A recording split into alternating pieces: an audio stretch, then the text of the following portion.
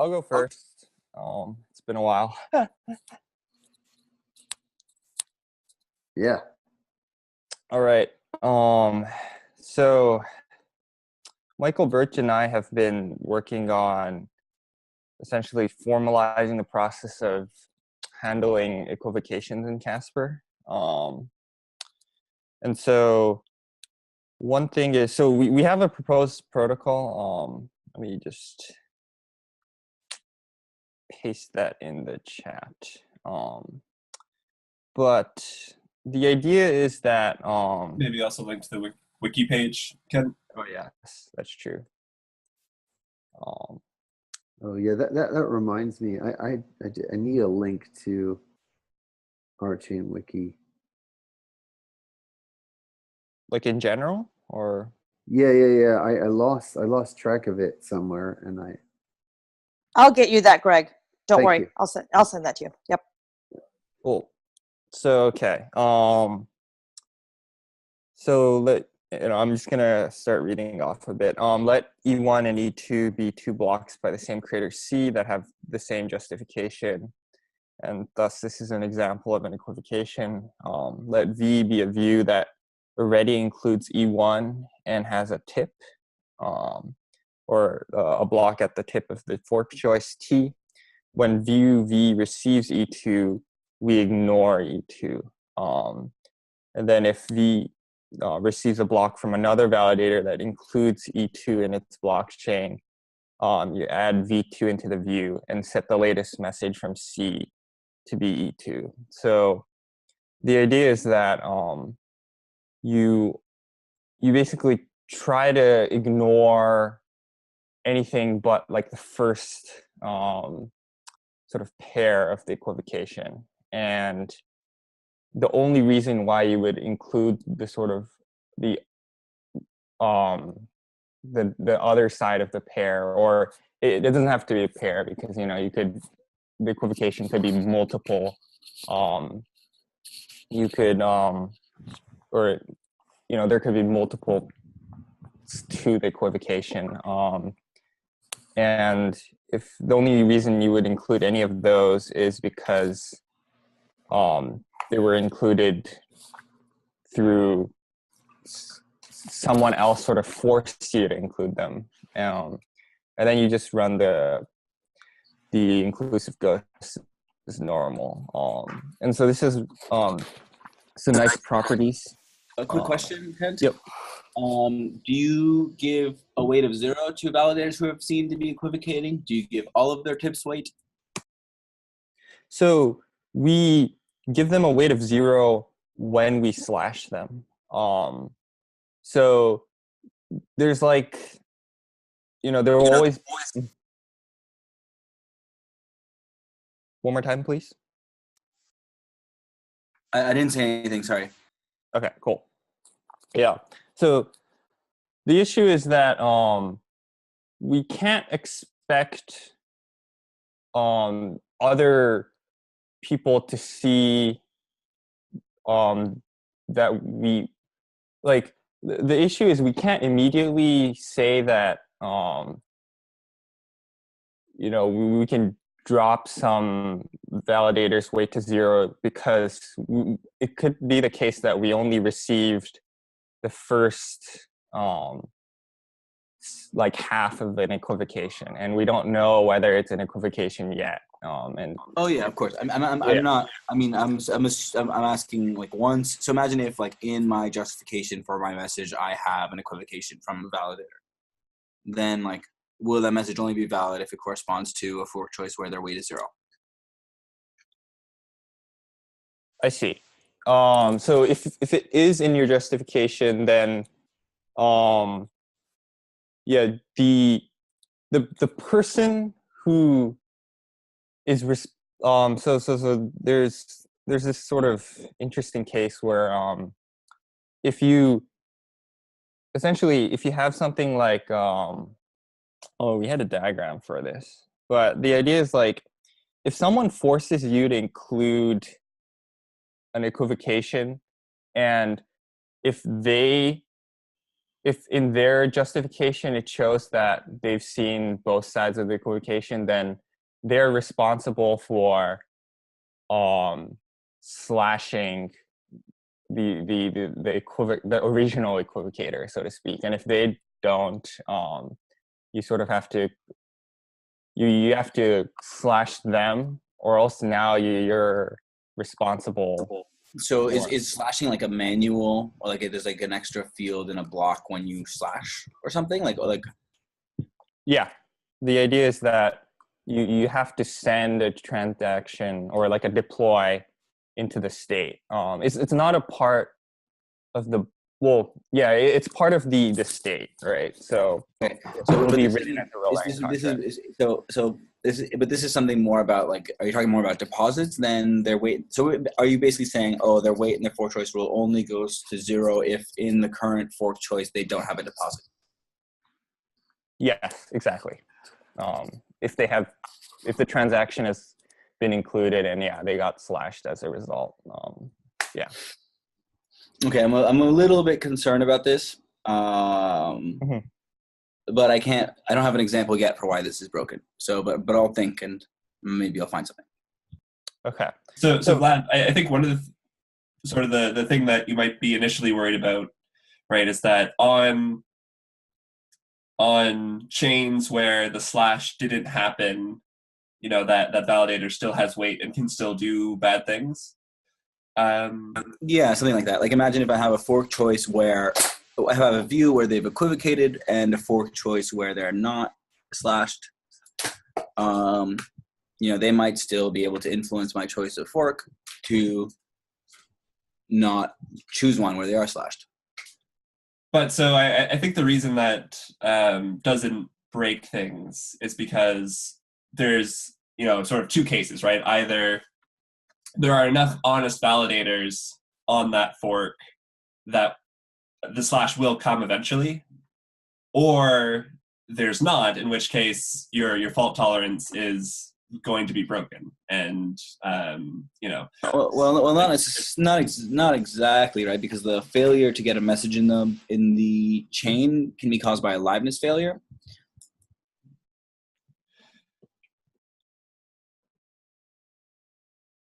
Yeah. So Okay. it could be, for example, that everyone has in their view the equivocation, but no one has in their longest chain the transaction penalizing them.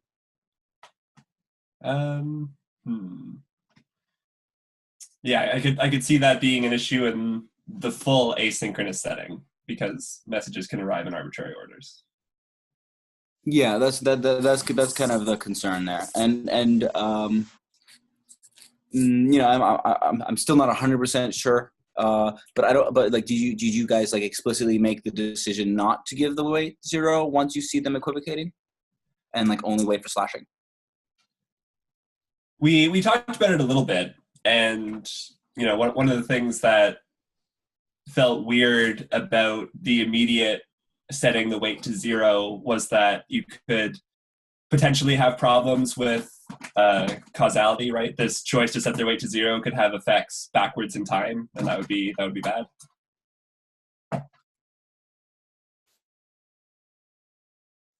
Whereas if you do a slashing transaction, it has all the same properties as a regular unbonding event, and so it only has effects that propagate forward.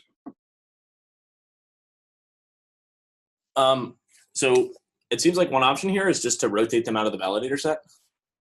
Like, imagine any block that in its justification has an equivocation from some validator, has to rotate that validator out of the validator set in any block. Or put another way, basically, imagine if instead of having to make an explicit slashing transaction, if there was in the justification an equivocation, implicitly they would get slashed. Why not just follow the once burnt, twice shy rule, implementing the forgiving tit for tat? Maybe 2.0, Jim. Maybe in 2.0. So you're saying do what we're like, keep the same sort of basic idea that we've got here, except the slashes implicit, so all honest validators without receiving a message will know that the slash has happened. It's more than that. It's that if you see an equivocation in any block that you make in the future, essentially, like, you know how we do validator set rotation by having a weight map attached to each block, essentially? Yeah.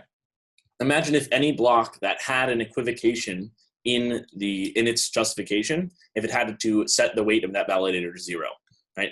And the point here, this is essentially what you're doing, except you're not forcing that as a validity condition. So essentially the idea here is that if you see an equivocation, sorry, I'll stop yelling. If you see an equivocation, you essentially have to send a slashing condition on that very block that you saw it. And the idea, the interesting thing about this is it doesn't have the problem that you mentioned, because it only will change the fork choice rule from that height on. Yeah. Well, how do you know? Anyways, definitely cool. So I'm wondering about this. How do you know at which height it was included? So if you have, like, two sides to an equivocation, you receive the later half, at sometime between, let's say, block X and X plus 1 on the sort of the other half while it's building. It feels like there's no explicit block height that you could enforce, so to speak. So it's not the height at which the equivocation occurred. It's the blocks in which the equivocation appears in their justification. So it's just about whether the equivocation is evidenced in the protocol states that these messages are coming from. I see. So when you create a block on top of them. Exactly. Yeah. I see. But now that requires you to actually include the equivocations as part of your justifications, which is normal, right? Well, but then your justification set, it becomes like sets instead of just one block per validator. Of course, yeah. But that's not so bad, right? I guess it's also, you can cap it at 2. Once you see an equivocation, you can just, Yeah, never look at any other ones. I see. Okay. Yeah, okay. I'll think about it more, thanks. Sweet. Awesome update, thanks. Anything else from you guys? Nope, I think that's it from us. Very good.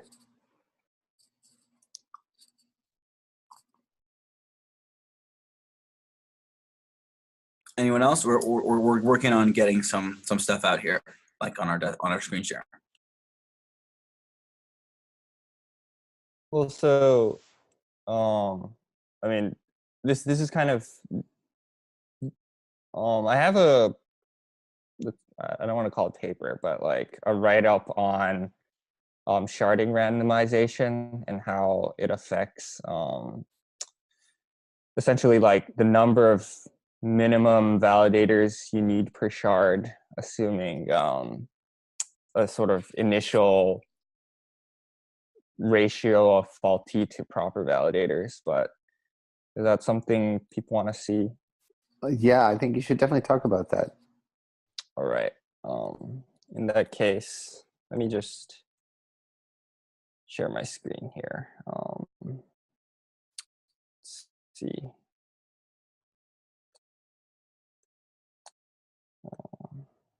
All right. So the idea is that, sorry, can't seem to get there. So here, let's say R is the number of faulty validators and B is the number of proper validators. This is in the total pool. If we randomly sample X validators from the total, what is the probability of the ratio of faulty validators to total validators being more than Y in the sample?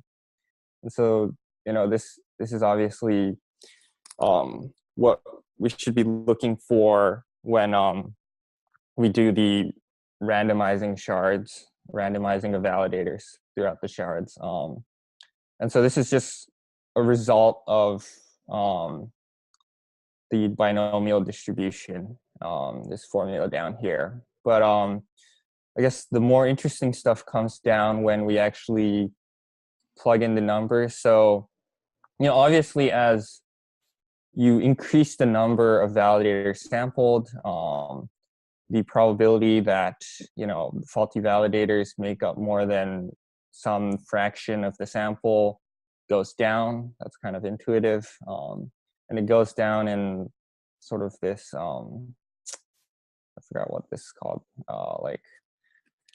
Anyways, and as the total increases in terms of the total number of validators, what happens is you sort of get this logarithmic relationship where the minimum number of validators per shard needed to prevent what I'm calling a single shard takeover attack becomes more, but at a logarithmic rate. So even if you have like a huge number of validators, you can split them down really far or low, whatever you want to say, because of this logarithmic relationship. So you see you get more security, less validators, basically. Yep. Do you have a proportion of validators that you're assuming are honest? Yeah. So for this one, That's we're using, let's see, where was this one? Yeah. So here. So I assumed it's 0.1 of the fraction. So but you can change this, right? And then run this yourself. And it's still going to be like the same curve. It's just going to be the numbers are different. So is that 1% are faulty or 1% are correct? This is 1%. No. This 10% is faulty. Okay. 10% is correct would be a more conservative choice.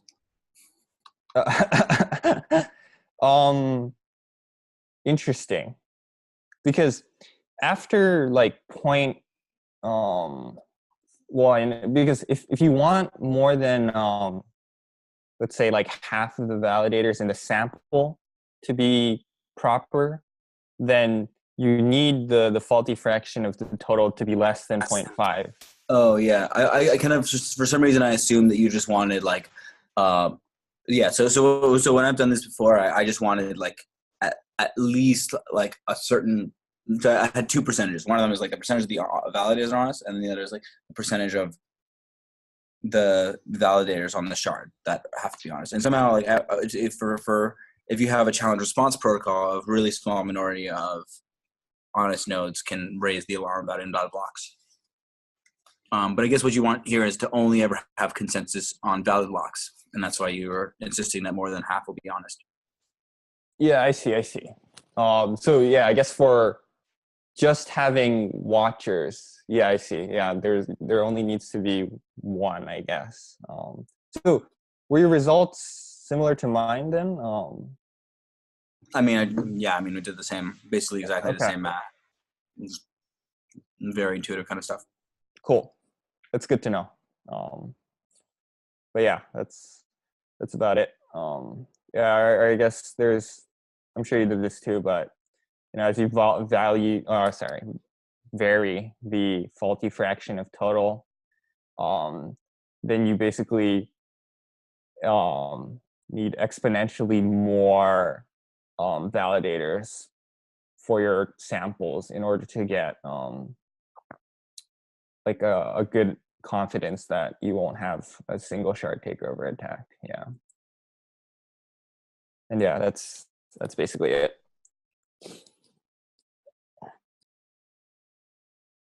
cool. No, that's really nice.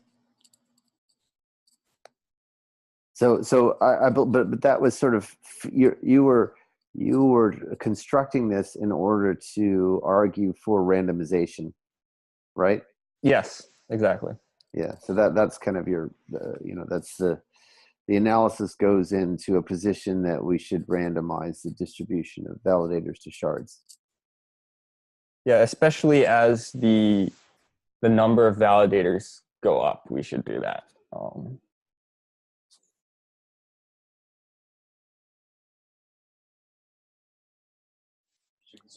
Okay, we have the number of sorry, it's not just the number of validators, it's the number of validators and the number of shards. You could have a giant population of validators and 2 shards. Yes, that's true. I was assuming that we wanted to scale our sharding with sort of linearly with our number of validators, but yeah. Sorry, go ahead, Nate. Okay. I'll share screen. Can you see my screen? Yep. Cool. All right, I'm zooming in. Okay, so so this is I don't know. Has this been shown? I don't remember if this has been seen by the stand-up. I think we discussed it, but never. We discussed it. We were working on it. Yeah. I brought it up. This is the thing I brought up last week. But this is pretty much like the minimal description. I guess I'll summarize the abstract. Pretty much, it's like specification of the parameters for all of the CVC Casper protocols that could exist in the simplest family. Yeah, in the simplest possible family of them. That satisfies our proof. And then there's a safety proof. And then there's probably going to be an FLP proof at some point. And then there's a bunch of lemmas / interesting discussion / information that will exist eventually.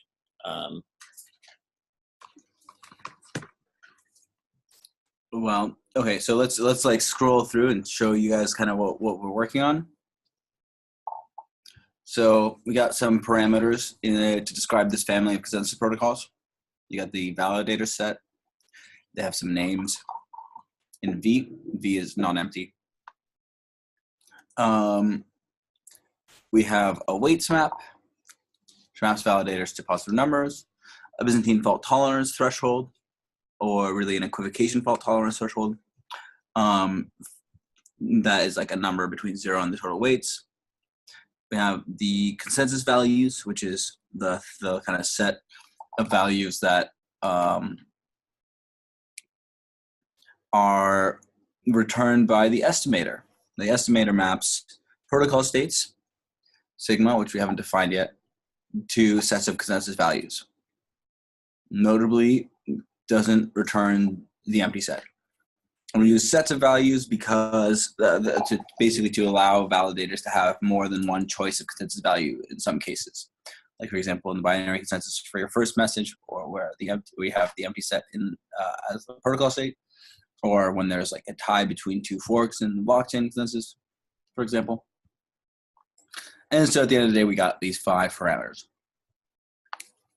Validator names, validator weights, fault tolerance threshold, consensus values, and the estimator, which relates protocol states to consensus values.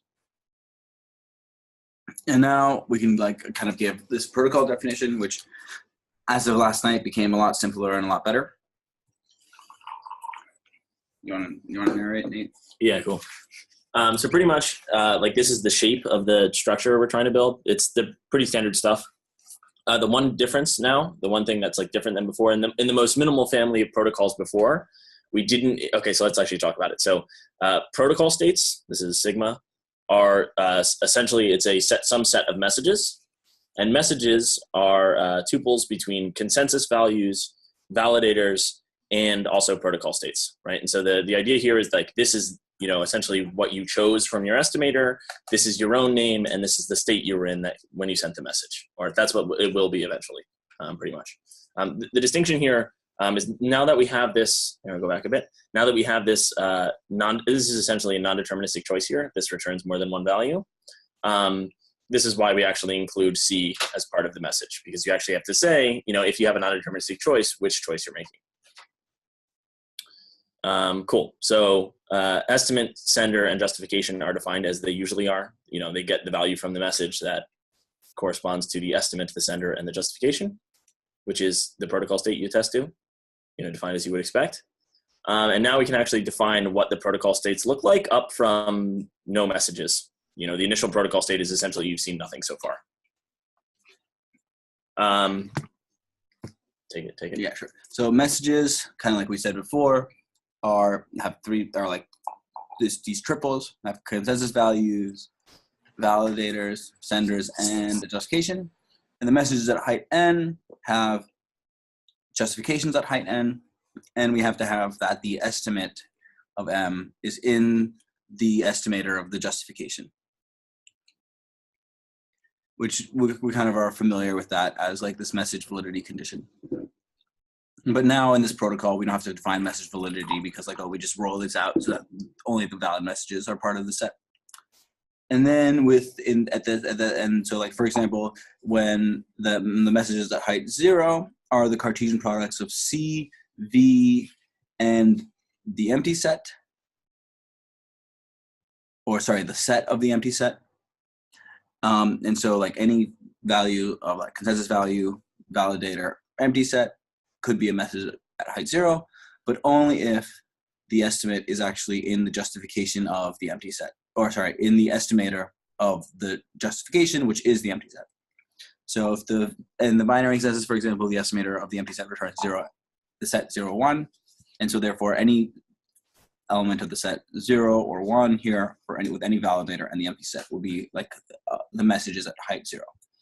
And then at height 1, we would have like sigma 1 here, and like so sigma 1, like you can define by looking here, it basically is the set of messages at lower heights. So any set of messages with height lower than n are the possible states at sigma n, but subject to this additional condition that if a message is in sigma, then its justification is all the messages in its justification are also in sigma. So for any message in the justification, m prime is in sigma. And because m prime is in sigma, this kind of applies again, and we gotta get closure over justification, because like themselves being in sigma means that the elements of their justification have to be in sigma. In some sense, you can think of this as a downward closed set. Yeah, that's right. It's kind of closed over membership in the justification. Yeah. And so the set of messages in a protocol state has to include the messages in the justification. And this saves us from having to define dependency and the closure of the dependency and these other conditions, which is great because then we get to have fewer definitions and get to the point faster. And then the messages are basically, n as n goes to infinity, and the protocol states are basically all these the sets of messages at all the heights. And because protocol states are sets of messages at all the heights, and messages are C times V times protocol states at heights, and also because sigma 1 is a subset of sigma n, sigma I is a subset of sigma j for any I less than or equal to j. Yeah. We don't have to take any unions or anything. The limit is fine. I quibble here. I don't think limit is a well-defined notion in this setting, but you what you're really looking at is a fixed point. Okay, I don't know about that, but I So I'm trying to be as pedantic as humanly possible. okay, so if you want to be as pedantic as humanly possible, limit is not a well-defined notion in this setting, but you do have a notion of a fixed point, and the fixed point exists, and you can so really you don't want to think of this as a limit. Is it a fixed point of a sequence M1, M2, M3, M4, M5, and so on? What is the fixed point defined for? Of a function? Yeah. So the fixed point. If you scroll up a bit. So your first two equations are only meaningful in a setting where you have fixed points. Mm-hmm. Okay. So you're already in a place where you have a fixed point, and you know that fixed point exists for these equations because the equations are guarded, right? So the fact that you have a C cross V in front of this sigma, which is a power set of M, is the only reason these equations are meaningful at all. I wish I understood. I So don't. so I basically regard these as more of like a giving of intuition than actually being well-founded or meaningful. No. They are well-founded and they are meaningful, and they're not just they're not, and you and basically all you're doing below is you're filtering on the fixed point that's given by so the equations 1 and 2 give you a much bigger set. Yeah. And you're trying to whack it down. Yeah, I'm walking it down to basically exactly finite things. Yeah. Right. And so the whacking it down is just you're providing some semantic constraints on the characterization. In 10 and 11, you're providing. But in general, you don't have a well-defined notion of limit here. Okay. But you do have a notion of the fixed point, and you have a notion of a filter on the fixed point. Would you be happy with the limit of a union? Yeah, if you just take the union from overall everything, then you're all good. And that will be equivalent to, and then you can prove that union is equivalent to the filter on the fixed point. Yeah, so we kind of we used to have those unions in there, and then decided that actually that wasn't.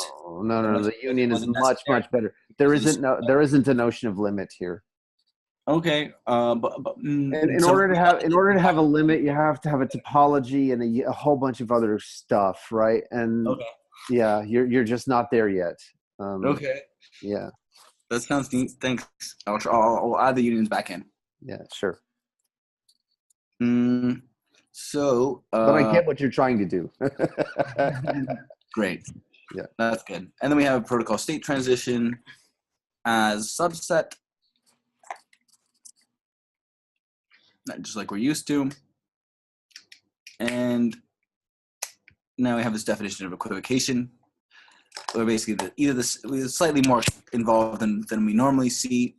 Either the sender is the same, or this thing that we normally see, namely that there's no transition between the two states in the justification. And there's another option, which is basically like, oh look, they have the same justification, but they've chosen different values for the estimate. So imagine if for example, the standard example is like 2 messages with no justification from the same sender with the estimate 0 and estimate 1 in the binary consensus. Sure. So it's like, from the same state, they chose 2 different messages, 2 different estimates, sent 2 messages with 2 different estimates from the same state. So those are the 2 ways to equivocate, and they would be the same if we force them to choose the value of the estimate in their state as opposed to just in their messages, because then you'd have a state transition from a state where you haven't chosen to a state where you have. And then we could talk about there not being a transition from 2 states where you've chosen 2 different values there. But, this is an okay definition. Equivocating validators is basically all the validators who have been seen to be equivocating in a protocol state. Fault weight is the sum of their weight, sum of the equivocating validators' weight, right? You have to be a little careful here as well, because which is 210 or 211? Tell me where. So yeah, in definition 2.10. So right now, what you haven't really talked about is the notion of the run of a system. Right? I don't think that's necessary. Well, hang on, because since you so in the general structure, all validators are eventually seen to equivocate because you haven't whacked out, because here we're considering all possible messages. No. We're considering the messages in sigma, which is the parameter, which is the argument of the equivocation validator function. Scroll up. Let me just double check so I can see sigma. So capital sigma. So capital sigma is all protocol states, which means all sets of protocol messages. Right. So all protocol messages will include, like, if you have any possibility of equivocation, of course, then that includes everybody eventually. So there's lots of states in here where they all equivocate. Yes, exactly. But there's lots of states in there where they don't all equivocate. Yeah, exactly. but I there so how do I are you saying that for a particular sigma you have a Yes. notion of okay, fine, yeah, I'm good with that. Yeah, so for any particular protocol state, which is a set of messages, Yeah, fine. we have two sets of messages that are an equivocation from a Yeah. sender, then that sender is an equivocator. Yeah, I'm with you. Great. And the equivocation fault weight will basically just sum over the validators that show up in the equivocating validator set for that state and add their weights together.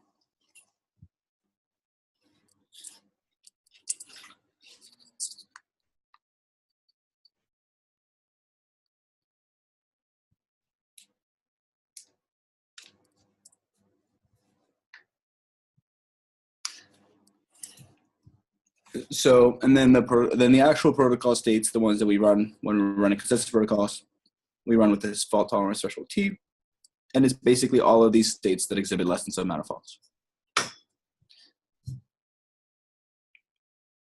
And that's basically the definition of the protocol. So we had like this nice kind of one page for the definition of the parameters. There's 5 of them. And then, it's like almost 2-page definition, or 1.5-page definition of the protocol state as the set of the protocol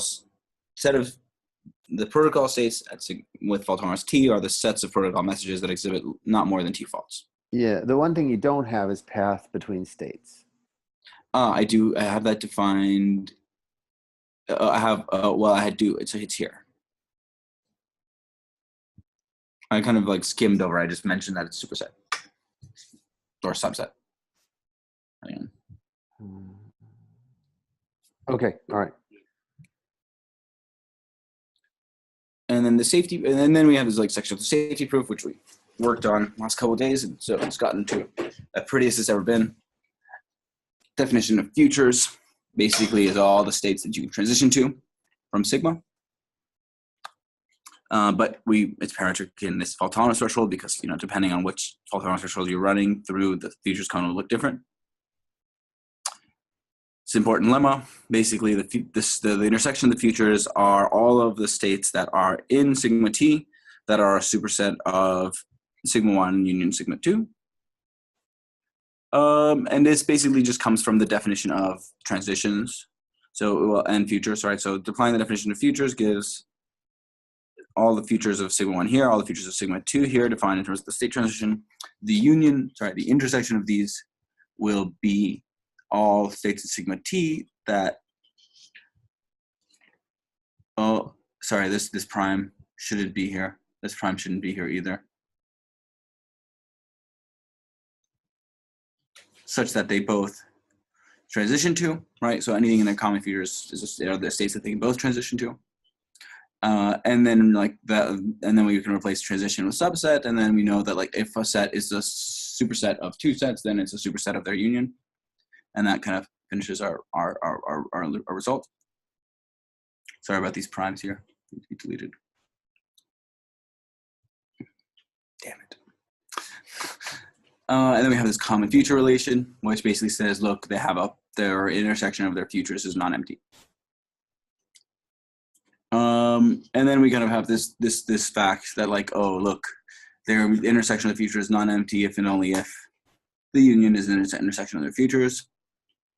By the previous theorem, we have something in their common future that's a superset of sigma 1 and sigma 2.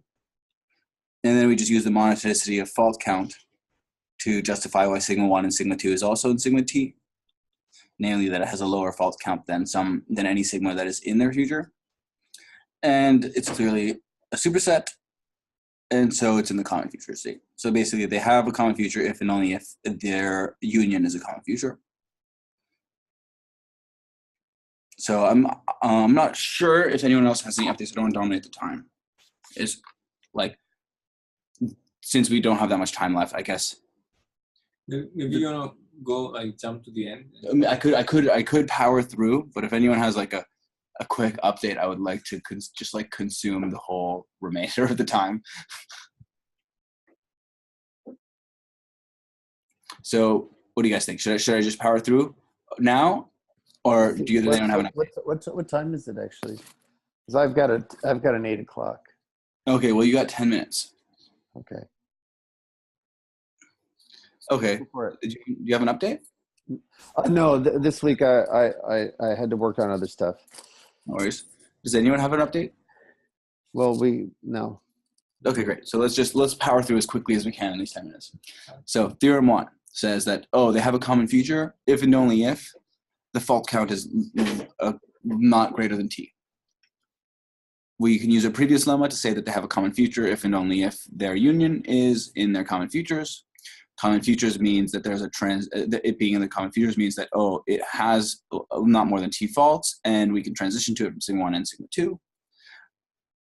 Which is the same as it having not more than T faults, because these are true because of the definition of superset. And then the definition of sigma T here is basically all the states that have less than some amount of faults. And so sigma 1, sigma 2 has to be in that, by being in that set, must have less than that amount of faults.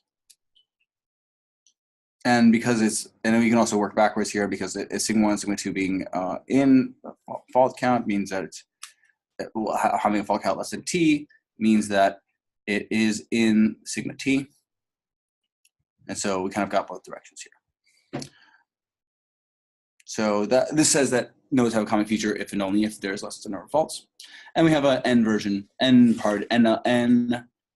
node version of this, where we just have n nodes, it's a fault tolerance threshold T. Then if and only they have a common feature, right, and the intersection of their features is in the empty set, if and only if the fault count for their union is not greater than T, and it's basically the same proof. Now we're kind of gearing towards the consensus safety result. So we have these properties of protocol states, which we think of as functions from protocol states to true and false. A property is safe if it holds at some state, if it holds for all future states. So for any future state, that property holds, and then we call it safe. So we have, are we missing a proof here? What's going on? Okay, no, we're good here. So this lemma, I just forgot about. So this is a neat lemma that we're going to end up using soon. That if sigma transitions to sigma prime, then the futures of sigma are a superset of the futures of sigma prime. Pretty straightforward. Forward safety says that if a property is safe at sigma, then it's going to be safe at all of its future states, or any future state sigma prime. And we got this fantastically rigorous proof of that fact. Basically replacing the definition of futures, basically showing that the futures of sigma prime are a subset of the futures of sigma, and then using that to show that for all futures of sigma prime, P holds. Basically, because if it holds for all of a superset of the futures of sigma prime, then it must hold for the futures of sigma prime. And that ends up, because we're just going one direction, we can just drop these parts of the conjunction, and it just immediately gives us the safety at sigma prime. Safe at P sigma implies not safe, not P sigma. Very boring result, but basically, if for all futures something holds, then there must be one where it holds, which means that it's not the case that for all of it doesn't hold. And so we don't have safety on negation. Backwards consistency, similar kind of argument. If you have safety at sigma prime, that means that there is a future of sigma prime that where it does hold, which means that it's not the case that for all futures of sigma it doesn't hold. And also very straightforward. And here we go. And now we kind of get to our kind of more interesting result here. That if the faults are into protocol states are not greater than T, then for any properties, we're not going to have the case that the P is safe on one and not P is safe on the other for any property P. Or conversely, that if there are two properties that are safe on one and not safe on the other, then there must be more than T faults in their union. And the proof is pretty straightforward. we know that the fault count being not greater than 1 means that they have a common future. Having a common future means that there is the sigma 1, sigma 2, union sigma 2 that they can transition to. With our first lemma, with the forward consistency lemma, we can show that P is safe at sigma 1 union sigma 2 if P is safe at sigma 1. And from backwards consistency lemma, we can show that not P is not safe at sigma 2 if P is safe at sigma 1, and therefore that P at sigma 1 is going to imply not safe, not P at sigma 2, which is the same as our result. Could have done equivalences here. So this is like kind of the most basic version of the safety proof, and we have something a little bit more exciting for the n node case. Basically, we have this map safe properties that's going to collect all of the safe properties from a set of states. So we're going to hand it a set of states, and it's going to return us a set of properties, namely the ones that are safe. So all the properties that for which there is a state in the set that's passed in such that the property is safe. And then we have this definition of consistency of protocols, properties of protocol states. It says that there is a protocol state that satisfies all the properties. And finally, the n-party consensus safety result basically says that, look, if the fault count is not greater than t, then we're going to have consistent safe properties for all these protocol states. Conversely, if we don't have consistent safe properties, then the fault count has to be greater than t. It's a very similar proof to the previous one involving the union of these protocol states as this kind of case where all the properties hold, and therefore we're going to get our consistency. Is quite a bit different from the two-party case, because we can have these cases where two things that are safe and not inconsistent for two parties may together imply a safe property of the negation of safe property for another, as we kind of have to collect them all and make sure that they're all mutually consistent. Okay, and here's the cooler part, I guess. What we're going to do is then show that actually we're going to be able to inherit the safety result, which is for properties of the protocol states, for properties of the consensus. In a natural way, with this map that maps the properties of the consensus to properties of protocol states. Namely, if you take a property of the consensus, and if it holds for all the values of the estimator at a protocol state, then it'll also, that's the property that we're talking about. The property we're talking about is like all of the states, the question of whether the values of the estimator at some state holds for some property of the consensus. So we got this lambda here, where basically this function is returning a property of protocol states, which means that it takes a protocol state and returns true or false. And the property is basically that for any value in the estimator, the property of the consensus holds. And this provides like a natural way to give a property of protocol states from a property of the consensus. And we have the same definition of consistency for the proper values of the consensus, that there is a value that satisfies all of them. And then we have this great kind of result here that, because this is the result, I'll just highlight it, that if we have consistency of the protocols, consistency with respect to protocol states of these properties, HP1 to HPN, then we're also going to have consistency for the properties of the consensus that are being converted into properties of protocol states through this operator H, which kind of, which is satisfied by any state whose consensus values from the estimator satisfy this property of the consensus. We got this great proof of this fact. And basically the way it works is, okay,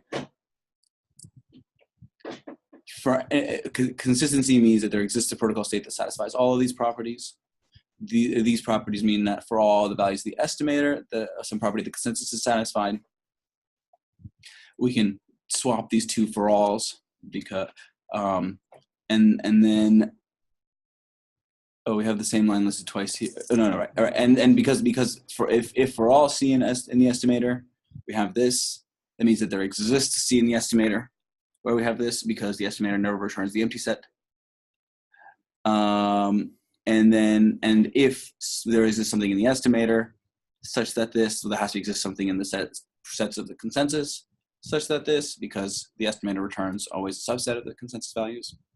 And then we can drop this qualifier because sigma doesn't show up anywhere and are left with exactly the definition of consistency for the values of consensus. So we basically showed that, oh, look, if the properties of the protocol states that are derived from properties of the consensus are consistent, then so are the properties of the consensus. And then there's like our final theorem here, which basically says that, look, oh, if there's not more than T faults, then we have consistent values of the consensus for any properties of the consensus that correspond to safe properties of these protocol states. And the proof is pretty straightforward. Basically, we pick out from the safe properties of protocol states the ones that correspond to properties of the consensus, namely the ones for which there exists a property of the consensus such that the property that's safe is this extension of the property of consensus to properties of protocol states. And we can rewrite that as the union of these safe properties. And then you take advantage of our result to show that that these guys, the properties of the consensus that correspond to safe properties of protocol states are consistent. And that's kind of the end of the safety proof. Given in kind of like with like more clarity and detail than I think has ever before been done. That was probably a little fast, but yeah. Yeah, I know, but it is a stand-up. So I noticed, Vlad, that you've dropped the categorical presentation. Yes, basically because I wanted to use as little mechanics as possible. I wanted to just use as little, like the most elementary tools that I know. We still have like the only kind of remnant of it is like the state transition function as a subset. Yeah, but at the very bottom, at the very top of your presentation, but the foundation, you're already sitting on top of some very significant tools, right? No, because you're not just relying on set theory. You're relying on fixed points. You're relying on effectively. Yeah, you're relying on a fixed point construction, which is right at your 1 and 2 equations. Right. So, I mean, I can't help it. You're really living in. Well, I know. I mean, these equations are the equations that we wrote down in the consensus games paper 2 years ago. Yeah, more or less. So these are. So you're living in some Scott domain, or you're living in some initial algebra or some final algebra. That's you can't get around that. That's the bedrock of what you're doing. The final coalgebra. So okay. I mean, I don't understand that stuff, but I do. But it's sitting right there in your equations 1 and 2. I believe you. But you can't get around it, is what I'm saying. It's like in order for the whole structure to be well defined at all, you're already assuming that machinery. Okay, fair enough. But still, my goal here is to rely on as little machinery as I can.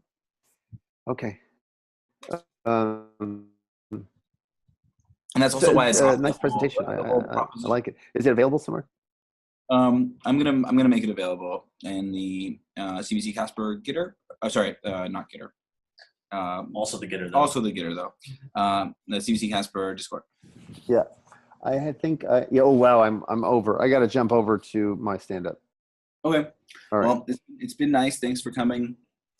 Thanks for the updates, Kent, Mike. Yeah, thanks for this, Vlad. I like the rework. Post it to the Discord and I'll like take a more thorough read through it. I feel like math is something that you can only talk about so much before like I should just try to read it and reason through it myself. Yeah, that's okay. This is meant to be an update. Sweet. Yeah, cool. I like it. All right, great. Ciao, guys. Want to say anything, Georgios? Yep. Goodbye. Bye from Singapore. See ya. See you guys. Hey guys. Bye-bye.